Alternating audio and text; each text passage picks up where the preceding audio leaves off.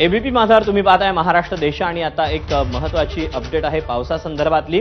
मुंबईलगतच्या कल्याण डोंबिवलीमध्ये मुसळधार पावसाला सुरुवात झाली। अचानक आलेल्या मोठ्या सरींमुळे अनेक भागात पाणी देखील लागलीत साचलं। दरम्यान कामावरून घरी परतणाऱ्यांची यामुळे काहीशी तारांबळ उडाली।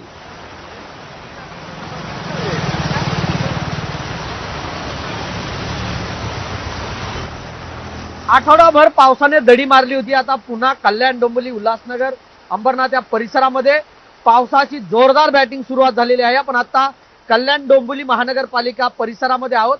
आपण जर पाहिलं तर आता मोठ्या प्रमाणामध्ये या ठिकाणी पावसाचं आगमन झालेलं आहे।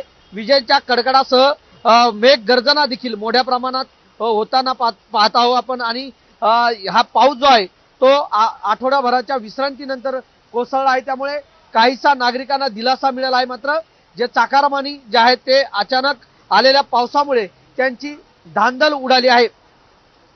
कॅमेरामन प्रमोद तांबेसह सुरेश काडे, एबीपी माझा, कल्याण।